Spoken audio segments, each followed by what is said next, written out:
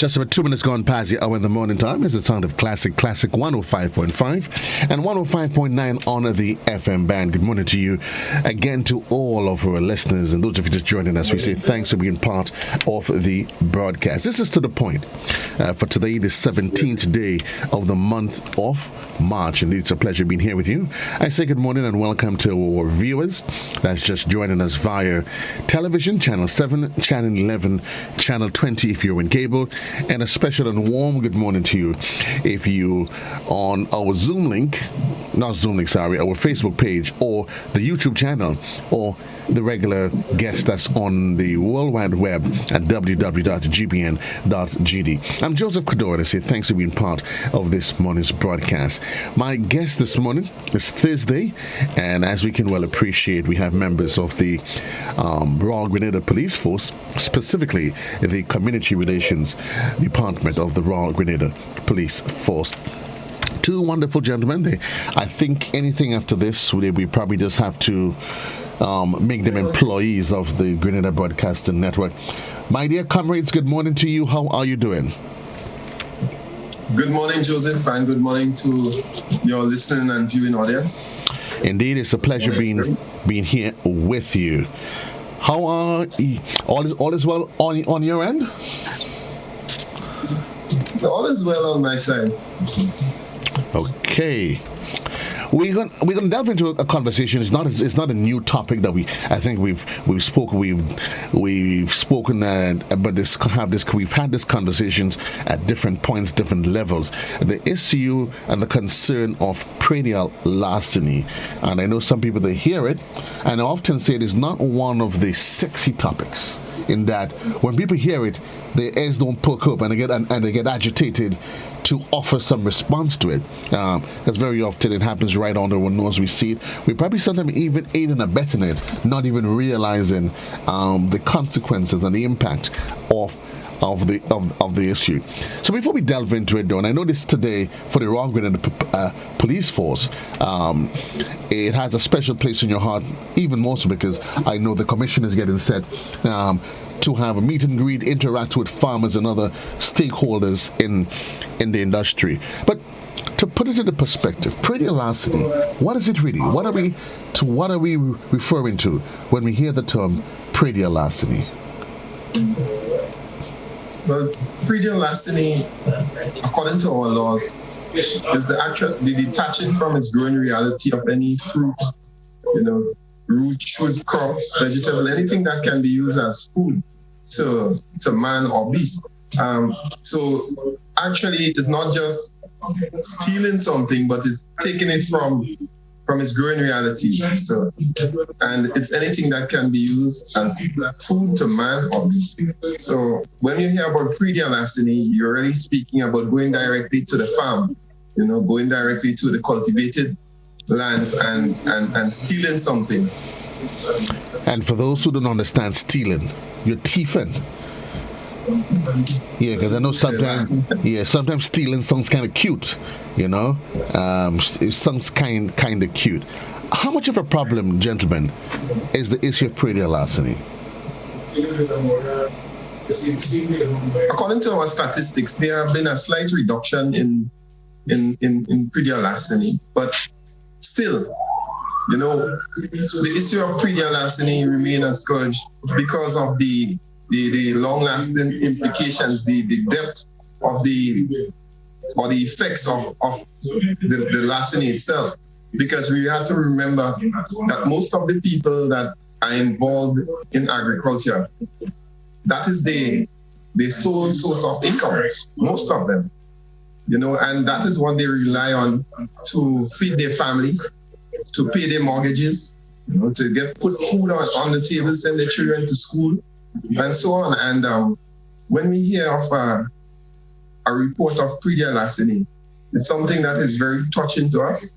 And so the social side of the police, it's something that we are very concerned about, and we think that although there is a reduction, but we want to reduce the crime and remove the fear of crime. Out there, we want our farmers to feel comfortable and to be reassured that the RGPF, as we say, is standing toe-to-toe with them in fighting the issue of predial larceny. What in your estimations are some of the factors that's given rise to that reduction that you've highlighted? Well, the increased presence of the officers on the farm, the increase in the application of modern technology and so on would be some of the contributing factors to the reduction. And we must say that the cooperation from the public, too, that has to be counted. But as we say, the only way you would improve is if you practice. And we want people to practice good ethics. Right. And that's why we are calling not only on the farmers to come to the meeting that you spoke about, but we are calling on other stakeholders. We speak about the procurement officers, we speak about the vendors, and when we speak about vendors, I want to mention in particular the special produce vendors. When we speak about the special produce, according to agriculture, we're speaking about the source up, yeah? And that is one of our major concerns. As we have these days is the issue of the predial larceny with the source up and the purchase of the source up and other predial crops, other produce that comes from the farm. And I also want to add here, I believe that the understanding of predial larceny as an issue in terms of the population having information, I believe the RGPF is doing a wonderful job with that. And it's not unusual to see officers from the predial larceny unit visiting the vendors, visiting the ports, checking the vendors, see whether persons are adhering to the various regulations that are set in place. One of the things that you will be called upon to show is receipt for the goods that you are purchasing.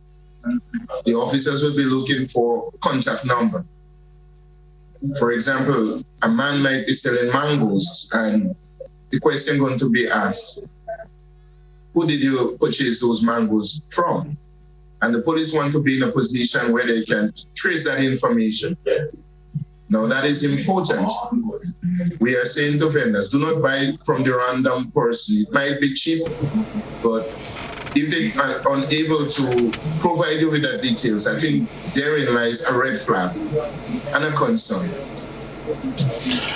You get the sense that, as you've intimated, to center to addressing the issue of predial larceny is an appreciation and an awakening by the general public, because an individual perpetrating a crime is one thing, but if we all decide collectively, you know what, we're not going to be part of this, that would be one way, really and truly, of really stemming the flow of the problem, wouldn't it? Of course. We must appreciate the collaborative effort, in solving predial larceny. We must also commend the Ministry of Agriculture for the steps that they have taken in terms of, reducing that fear. We're speaking about here the issue of farmers' ID and other steps, like, for instance, the commissioner's approach now in terms of having and hosting a meeting with the farmers. That in itself is a big deal to me.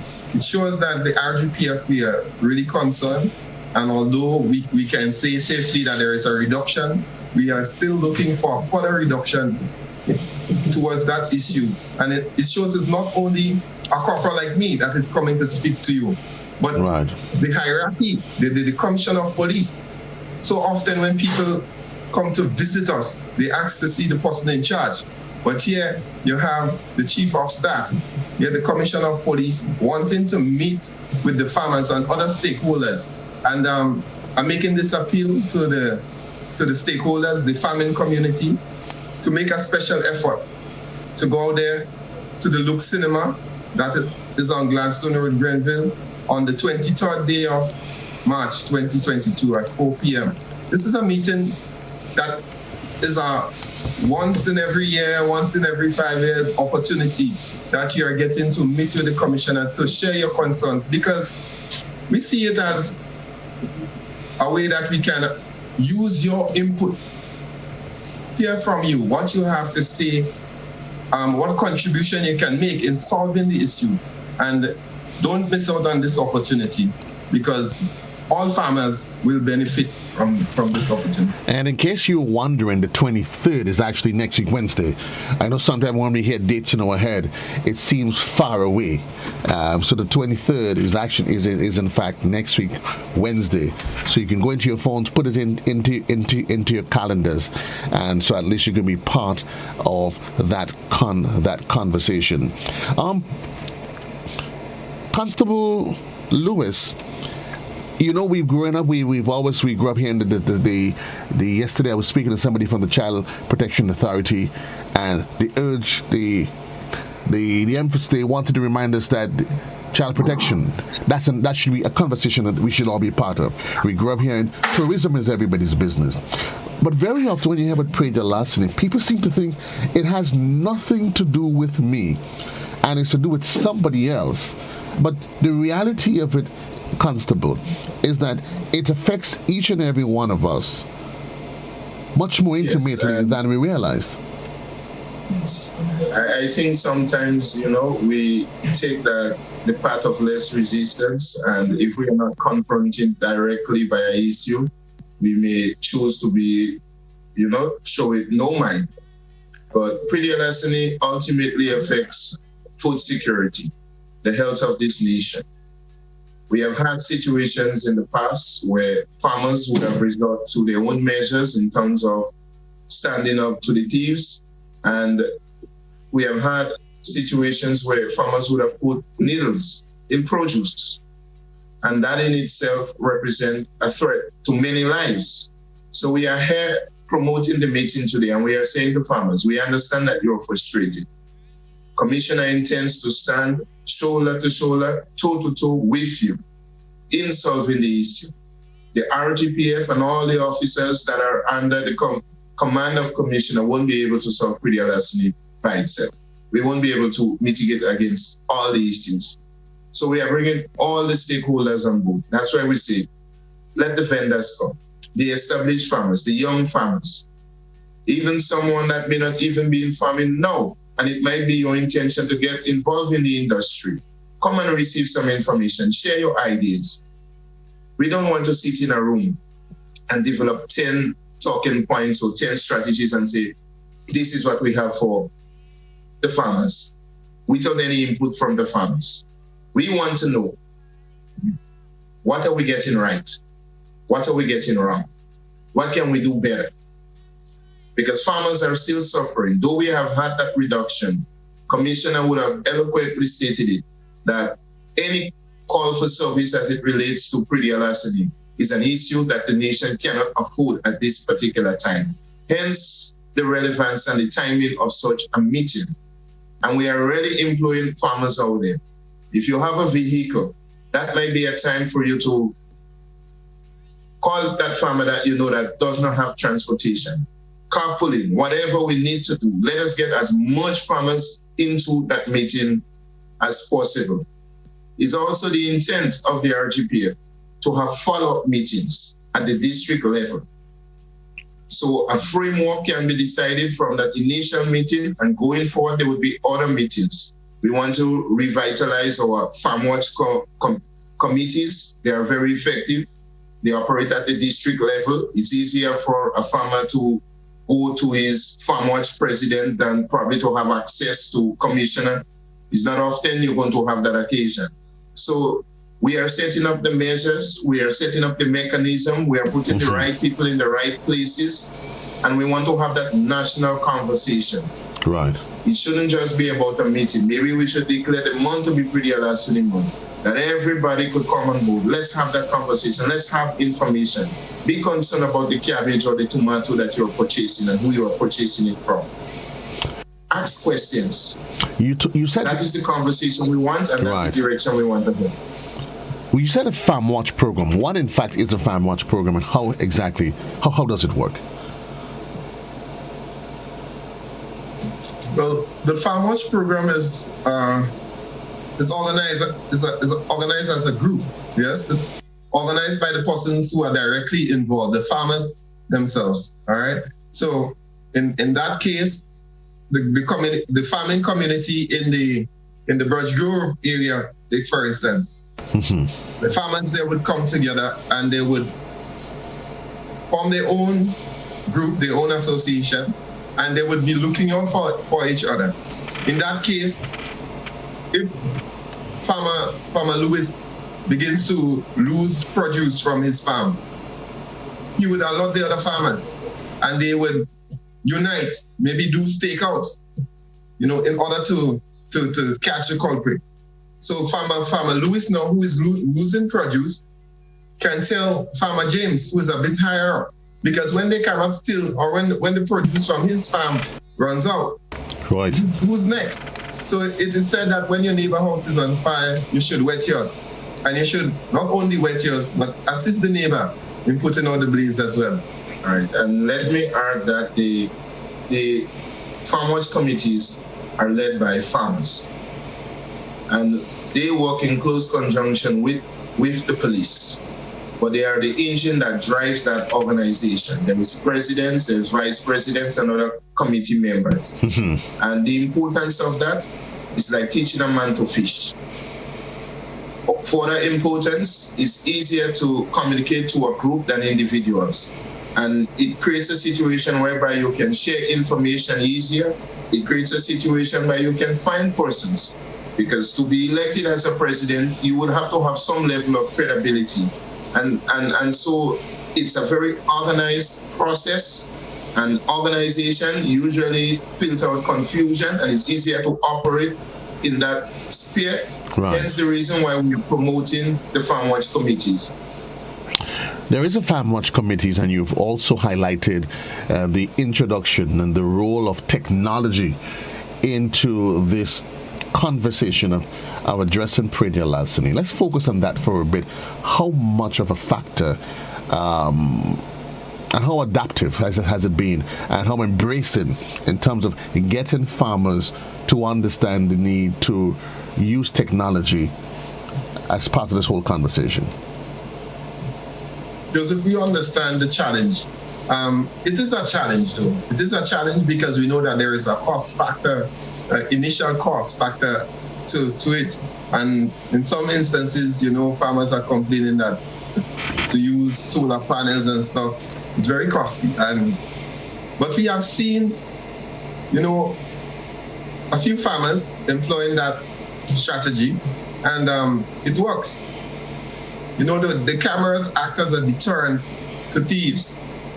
And if we remove that opportunity for someone to go into your farm and steal your produce, then you already won the battle. Right. So we want to tell all farmers, we want to encourage you, to employ strategies like these.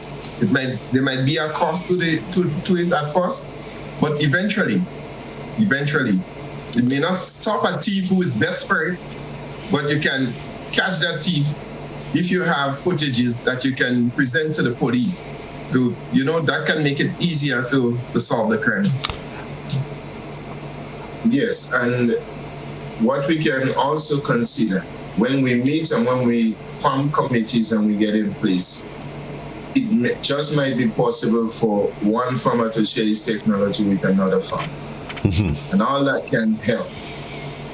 In terms of other things that we have employed and have bring success, I really want to highlight that particular aspect. When culprits are caught and they go to court, we have adopted the stance as an organization that fights crime, that we're going to do those releases in the media. A lot of the times, farmers become discouraged and they're of the opinion that nothing is taking place, that their complaints are not being attended to. And when they hear that, yes, there is a particular person or persons that have been convicted, have gone to court, have paid money, it brings a level of satisfaction. It shows that, yes, their concerns are being looked at and being addressed. And I'm also saying that to persons out there that might have ill intent, that yes, if you are caught, these are consequences that you can face. Your names would be released. Persons would hear about what you are doing. We wish that we never arrive at that situation. And so you get in that prior warning, and we are saying to you, do not go into the people's gardens and steal their vegetables or fruits. There are consequences if you are going to do that. Pretty larceny threatens the food security of the nation. The ministry, the RGPF, and other concerned parties, we are standing up. And if you are bent on going down that road, you will face consequences.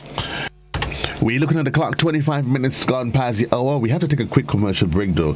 When we come back, we'll look at some of the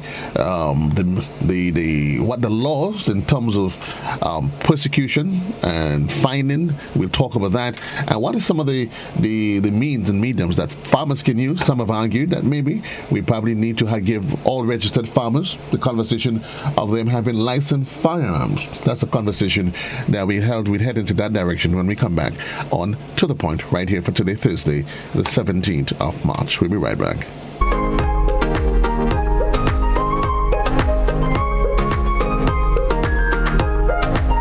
Get ready for a season of Grooving Smooth and Live on GBN. Grooving Smooth and Live is a 1-hour performance gig every Thursday from 8 p.m., featuring performances from our local musicians and short interviews discussing all things musical. Every Thursday, a different musician and a different instrument will be featured, from the violin to the saxophone to the trumpet, guitar, and steel pan. Our local musicians playing, improvising, and educating us on all genres of music.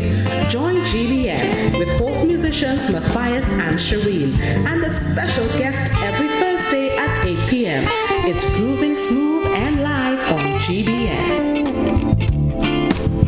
Join GBN on Wednesday nights at 8 p.m. for Interesting Grenadians, a program that showcases interesting and outstanding Grenadians at home and abroad. It's Interesting Grenadians every Wednesday night at 8 p.m. on GBN. Don't you miss it.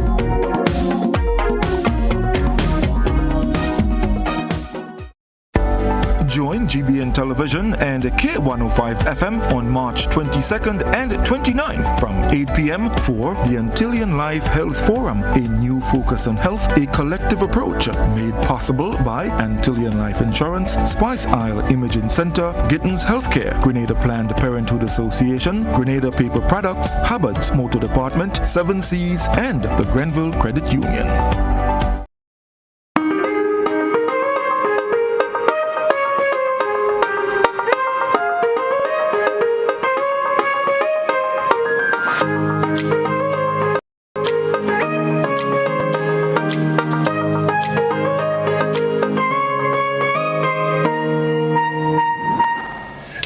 Seven minutes gone past the hour. Welcome to the program. My guest this morning, representing the community relations of the Royal Grenada Police Force, Corporal Noel and Constable Lewis. Gentlemen, thank you. Welcome to the program. For those of you just joining us, we did, for the first half of the program, we did intimate that we have realized a slight reduction in predial larceny, and we're saying that it is all good.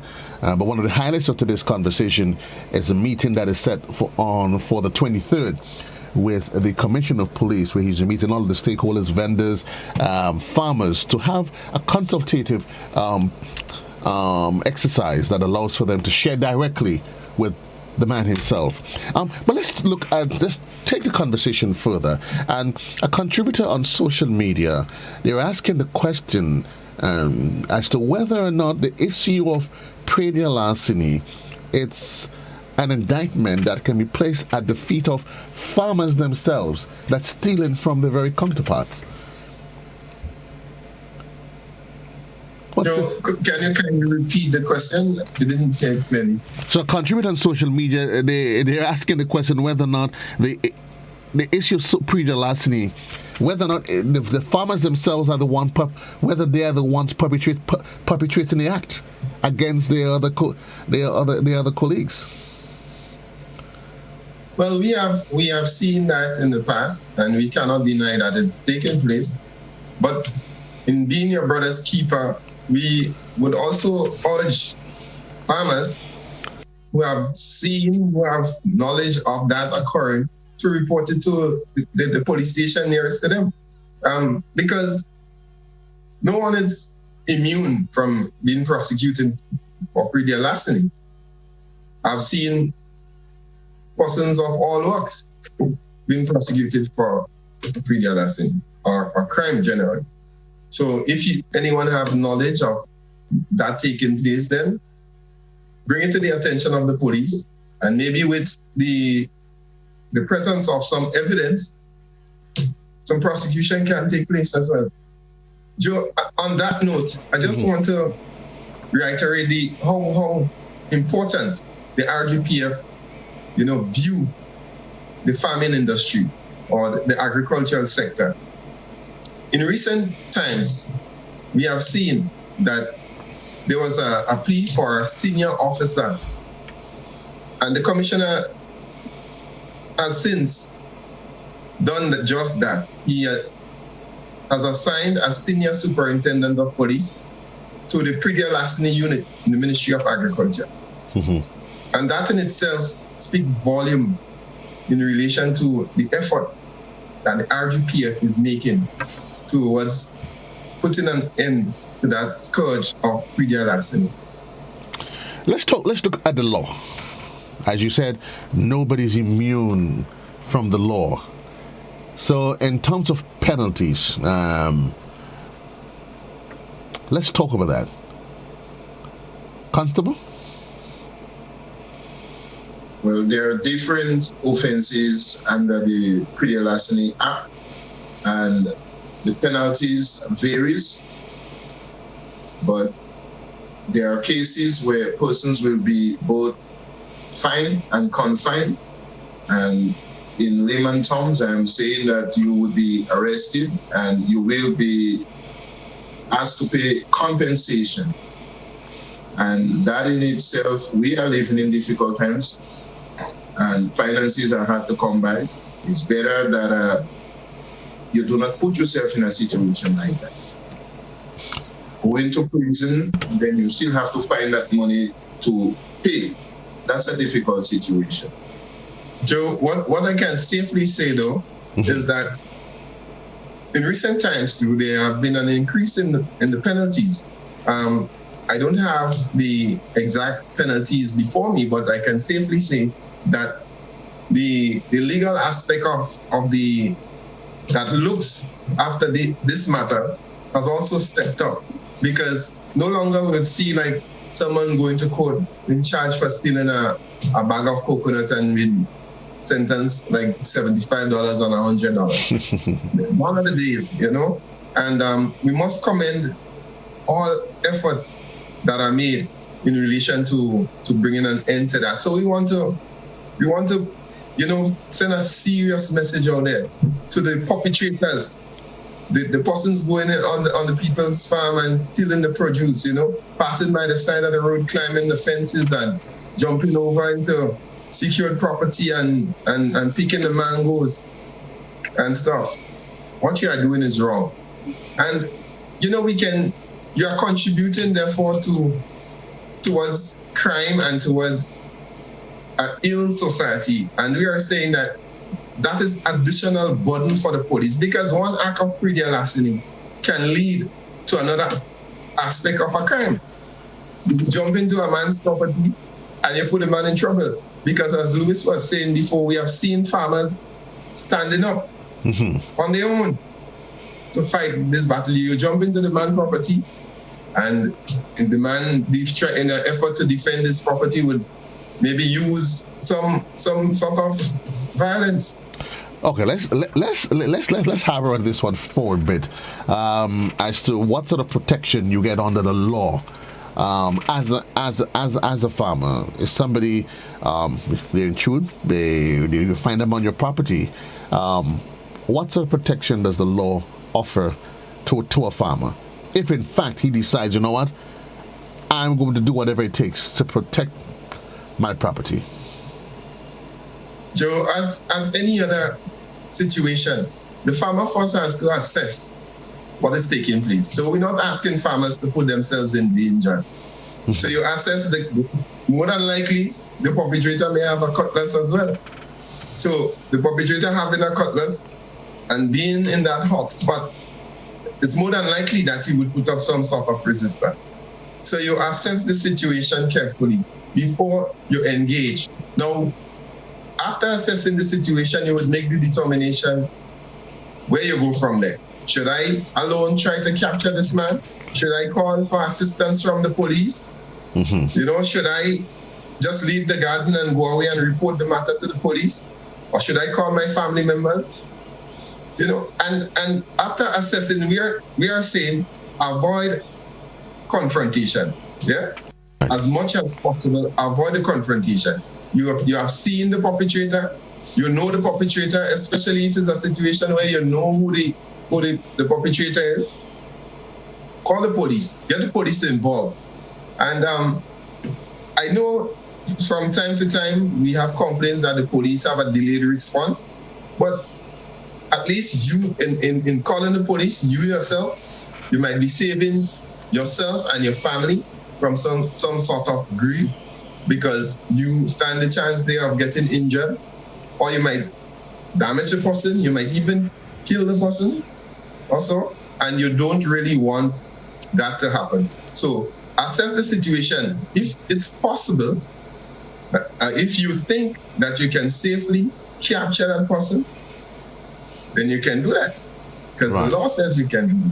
And then we must remember that force use must be in proportion to the threat that you face. So don't see a man on your farm, you tell him drop the produce, he drop the produce, and you run up on him, give him 20 planners, or you chop him on the back and stuff, and then you call the police and think everything is safe.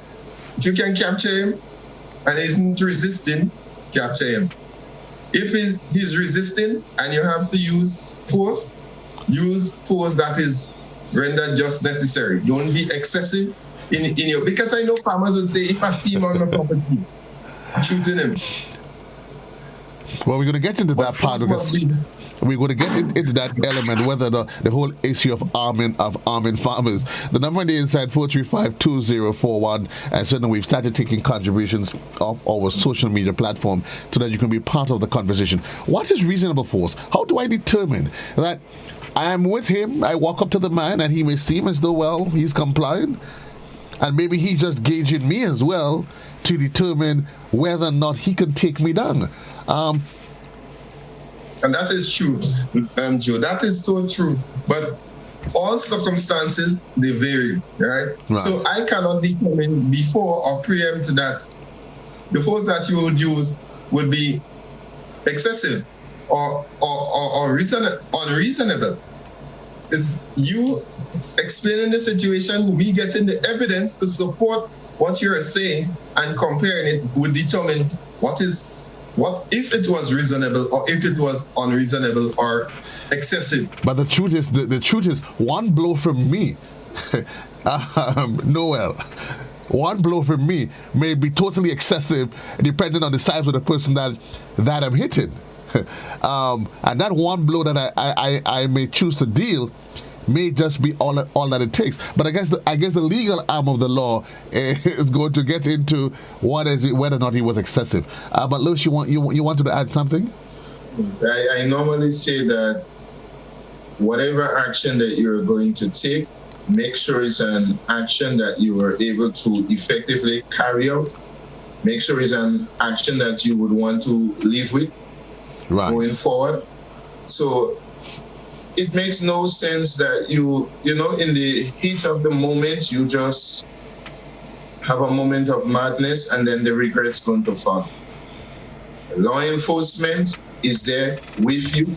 The police is standing there with you. We have had numerous of persons committing pretty larceny offenses, and the police have carried out investigations successfully. They have been brought to the court. They have been sentenced. So there is a process that is effective. There is a process that is working. We are not going to say that we abandon the police, we abandon that procedure and start an arms war. I don't think that situation is going to benefit the farmer. I don't think it's going to benefit anyone. Right. So we're not advising in that particular area there. We have a caller on the line. Good morning, caller. You're live. Yeah, good morning, gentlemen. Yes, sir. Go ahead, please. Yeah. Okay. I listening to you guys, and I'm really happy to see you guys trying to do something. But my concern is, you guys only touching the icing of the cake. You need to zero in the middle of the cake and deal with the ingredients. Put the farmers down and do bullet points around the farmers. Because the ending up of the day, Black Stalin sang a tune. A sufferer don't care who in office. He don't care about which party coming in the office. All he care about is where his next meal coming from. People stealing out here, the salary scale, you need to look at it. You need to look at the standard of living is the same way. The Ministry of Agriculture, you need to start cleaning up inside of there. Straighten up inside of there, because confidence is something you need to build in farmers. You need to build that with the community is one. There's certain individual within office and thing we need to sort out all these things. The police is trying. That commissioner we had, he's trying. He's reaching out to people. But we need to get everybody on board.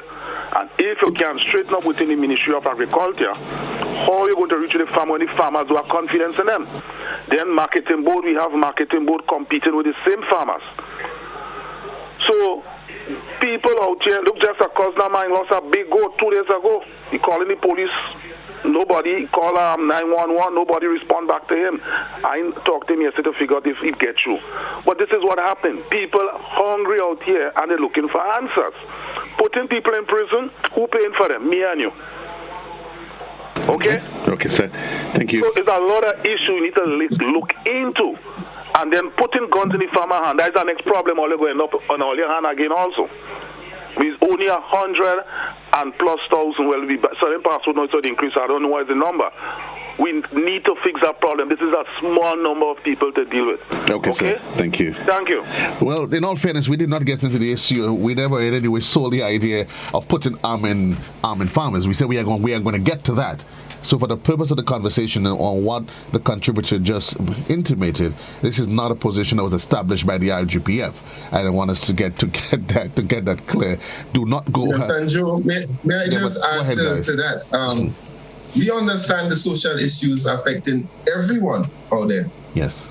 But we are not saying that because you are affected by a situation, you should go out and indulge in crime. Because you yourself, as many individuals out there, they have lands that they can work, but they just simply refuse to work the lands. Right. So we're not saying because you have an issue that you should turn to crime. And we understand where the caller is coming from, and so, but we are saying that for any crime you commit, you must be prepared to face some sort of consequence or some sort of punishment for your action. And we are not going to justify, because you're unemployed, you would go there and commit pre-larceny. And the same point the caller is making, we want to hear that. That's the sort of conversation we want you to go there and to engage in with our Commissioner of Police and his senior management team on Wednesday the 23rd at the Luke Cinema. And we are saying not because it's at the Luke Cinema, that doesn't mean it's only for farmers in St. Andrew. Right. It's for farmers throughout our nation. So farmers from Sotels, we expect that you will be there, farmers from St. George's. And I'm not certain of the reason for moving the venue, but I'm almost certain it's because of the population of farmers in this part. And before, we would say that farming was a rural thing and it was the major contributing factor in the rural economy. Now, it's a national thing. Okay. We have a lot of farmers in St. George's as well. Well, I guess we're going to get to St. George at some point in time. But I have a caller that is on the line. Good morning, caller. You're live. Hi. Good morning. Yes, you're live, sir. Right. Yes. I really want to know if farmers have spoken out before, because this problem has been going on so long, and I'm wondering if nobody knows what the issue is. Let me just give my opinion here. There is nothing really being done to deter those guys that keep stealing. That's the problem. So farmers keep crying out, and they realize that these guys go, they capture them, some of them, they spend 3 months, 6 months, and they're out doing the same thing over and over again. So what do you expect the farmer to do? He has to prepare himself to protect his livelihood. It's his livelihood, you know. That's the problem. And the other thing is, when you meet these guys in your land, and you tell them, hey man, what you doing? Put it down. These guys are sometimes ready to defend themselves. And you're talking about your livelihood. So the problem we need to see as farmers is that these guys get hard labor and get a lesson to teach them not to come back, or something has to change, or farmers going to have to organize themselves, maybe ban those guys and tie them up and so on, let police go. Something has to be done so the public could see that this is not right. Thank you very much. Thank you very much, caller. Officers? Yes, I think I hear what the farmer is saying clearly. Although he said that nothing is being done, and in the same breath he expressed that persons are being arrested and are going to prison for their actions. And that in itself suggests that a lot is being done. Now, that is why there is a meeting. Farmers are facing threat, thieves are willing to confront them. We want to hear all these issues. From these issues, strategies going to be developed as to how we mitigate against that. We are saying to the farmer, if you are fed up, if you are frustrated, if you are at your wit's end, then we are speaking to this morning. We want you to come to that meeting. We want to be able to give you a level of information that can ease your fears, some level of information that could cause you to make better decisions going forward. By understanding the issue in its entirety, we'll be able to form better responses. Our call for service and how we deliver that service is going to improve. That's why initially we said that the police does not want to sit in a room with 3 other agencies or interest group and develop a plan for the farmer outside of the farmer's input. Right. That does not make sense. Okay. Whatever approach, whatever strategies that would be developed must be farmers centered. And that's why you are the main deal in that meeting. Commissioner wants to hear from you. He wants to hear from the vendors, the ones that are purchasing the items, procurement officers. And we can develop a strategy as to how you're going to purchase produce going forward. Okay. We have a caller. If the person doesn't have an ID and they don't have all the necessaries, these are red flags. That's the information we want to get out there. So if you're a hotelier or a restaurant owner, somebody that is operating that small shop and you use vegetables, you use those things, that's an opportunity for you to come and learn. Only when we have that conversation that we would be able to develop strategies that can help all the parties that are involved. Indeed. So indeed. 1 farmer, 2 farmer, 3 farmer. Call the farmers. Let's be there. Yes. Jude, I just want to add, before you actually go on, Noel. Yeah. Okay. We actually lost the caller. Go ahead. Yes. Go ahead. Yes. We understand the farmers' plight. Yeah. But we want to say to farmers, listen. We hear from this farmer today, and in this sort of setting, we know that on a ratio of 1 to 10, let's say we might only hear from 3 farmers, as compared to with this big, town hall meeting organized by the Commissioner of Police. Right. So You ever see a car go down in a drain, Joe, and one man trying to pull it out? We need a collective effort. We need farmers to come together and make your voices be heard. And that is the call for you. That is the call. We are calling on you, farmers, the established farmers, those that are in the business, the young ones especially who are not yet involved in the different organizations, the different groups. Right. Those who intend to come out, get involved, get the information. And in situations like these, sometimes you are not the only farmer in that community suffering from that problem. So you can form a group and work collectively towards solving this problem with the assistance of the police, with the assistance of the Ministry of Agriculture and other stakeholders. So come out to the meeting, make your contribution, and let your voices be heard. Let your voices be heard. We have a caller that's on the line. Good morning, caller. You're live. Good morning. 435. We seem to have lost that caller again. Let us deal with some other issues. And somebody kind of agitated it initially, and I think we've all agreed that the issue of predial larceny needs a collective approach.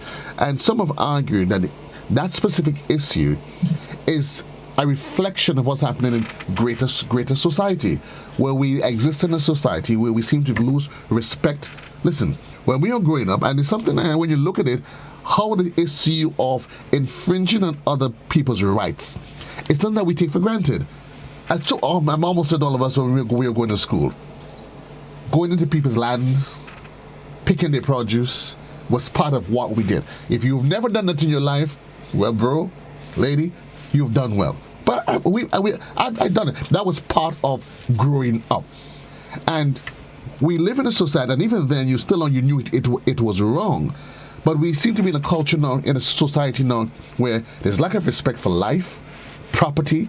People just don't seem to be bothered. And added to that, though, and I want you to comment before we leave, though, there's an issue of going onto somebody's property, an individual that has an established farming community or area. But we know there are areas within Grenada that, whether we are aware of it or not, where there's known areas where there's fruits and vegetables that seemingly is not owned. I know that I said seemingly. And persons just seem to figure, well, I want to go in that particular area because it's an area with a lot of fruits and vegetables. And I'm just going to pick because there's no owner to it. What say you? Joe, this is a thing of the past. I understand. It is a thing of the past? Yeah, I can speak the same language that you just spoke, but we recognize that, the land is a changing land. And we police, to suit what is taking place. We have to be modern in our policing. We understand, and so legislations were created. And, Joe, they say if the property is not yours, and you want something on the property, why not do the property for? Seek permission from somebody. But no if you can't find the owner, Corporal, since I born, I know you have mango up in Willis and just sitting there. Why can't I just go and pick it and sell it? I ain't stealing from nobody. Here's the thing, Joe. There is an offense under the Predial Larceny Act where you can be charged for having in your possession predial produce where you cannot account as to how you come by. Right. And there are laws. Those laws are put in place to protect the citizens and ensure that there is peace, ensure that there is stability. And, in situations like that, mindset have to change because society is changing. Mm-hmm. Seldomly you're going to get a piece of land now with fruits or vegetables on it, and there isn't an owner. I think that's a rarity in our society now. The mindset should be of every Grenadian that it's not mine, let me stay away. At least let me find an owner, let me ask a question. Okay, we go with I believe one of our major challenges is not that, a lot of times, it's not that the owners really don't want anybody picking the produce. But I believe a lot of the times it's how the people go about, getting this produce. A lot of people, they just walk into people's property and just take away their things. Sometimes you see some elderly person sitting in a veranda and the people don't care. They would just walk into the property like if it's their own and walk away with the things and still want to give the people talk. Hold a thought there for me though, because you have a caller that's on the line. Good morning, caller. You're live. Yeah, good morning. Yes, go ahead, please. What you got to do? Hello, caller. Yeah. Is it possible you can turn down the radio, television, whatever device that you're close to, or just move away from it if possible? What you got to do? For them tell us the student things. You got to. What is key? You put it on the head and walk right on Grenada and clearly hold them. That will do something for the people. They got too much of killing there around the place. You have to walk right on. Village to village. Dynamite taking all the church, dynamite taking all the mango, dynamite taking everything. And then hear them. Alright? Okay, sir. Yes. Thank you. Well, name them, shame them publicly. That may work in some instances, but certainly we are agreeing, officers, gentlemen, that it takes a collaborative approach as we keep our eyes on the clock. 5 minutes onto the hour, and it's because of all of the growing concerns. That's why the commission is going to be meeting it has a meeting scheduled for next week, Wednesday. Just remind the general public, Corporal, as to where it is and who's invited to that forum before we wrap. Okay, so the Commissioner of Police and his senior ranks invite the farming community. And when I say the farming community, we speak to the farmers, the vendors, the procurement officers, and other persons interested in farming, to this town hall meeting, which will be held at the Look Cinema in Grenville on Wednesday, the 23rd of March, 2022. And it would commence at 4 p.m. So you don't want to reach here for 4, but you want to reach here at least 10 minutes before, say 15 minutes before you can get a proper seat, because we expect a huge turnout. And this would be your opportunity to share your information, to receive information as well, and so that we can better plan and have a better approach towards reducing pre-deal larceny in our trial and state. Joe, before I go, I just want to mention something that was brought to my attention. Mm-hmm. Now, in the community of Lacaloom, St. David's, we want to urge persons in that community to try and avoid lighting unnecessary fires, because there are persons in the area who are affected by smoke. Yes, and we have to be considerate. So if you don't have the need to light a fire, as a matter of fact, you need to obtain permission from the police in lighting fires in these areas. And so obtain permission, or else stay away from lighting the fires, because it's a serious concern for us. Any final words from you, Constable Lewis? Yes, I would take the opportunity to encourage the presidents of the various farm watch, contact the farmers under your command, and let's get as much farmers as possible into that meeting. It's better to get your information first hand than third hand. I know a lot of times when meetings are scheduled, you have persons having that sort of lackadaisical attitude towards it, and then you hear things by the wayside and you go about repeating stuff that was never discussed. This is your opportunity. If you have, again, I say to the owners of the restaurants, the vendors, the ones that purchase the items, because we have to be very clear that if the perpetrators do not have someone to sell that produce to, they wouldn't be taking the produce. Indeed. And the reason why they are stealing, because there is somebody that is prepared to buy. And we are saying to everyone that is buying, produce. Let's do it in a manner that is within the confines of the law. Make sure you're buying from a registered farmer. Make sure he has his ID. Make sure he has his contact number. And be prepared if the police check you to be able to supply that information. If it so happens that you cannot supply that information, there is a great probability that you purchase from somebody that have issues, somebody that probably would have stolen something from a family. I guess then as we wrap, we probably need to start the conversation by heading into the market area and start registering the vendors, offering them, registering them with their IDs. But a conversation has to start, gentlemen, and I think we all agree there are persons, and I know it's probably going to create some outcry but I think it's definitely we'll all agree that it has to start with a cultural shift, and I think honestly it goes back to the home, gentlemen, and the general public. It goes back to the home where we all train and encourage our children. It's not yours, leave it alone. Plain and simple. It's not yours, leave it alone. And if we start employing those strategies, it would take a shift in culture and thinking. And if we all agree collectively that we're only going to purchase vegetable items, well, it doesn't matter what it is, from legitimate persons that are legitimately responsible for purchasing and selling those stuff, then it would be a way. But it's a national conversation. Join the conversation next week, Wednesday, at the Deluxe Cinema. The commissioner and the other high-ranking officers will be there to hear your concern. Mark the date. It is Wednesday, the 23rd. That's next week, Wednesday, at the Deluxe Cinema at 4. Thank you.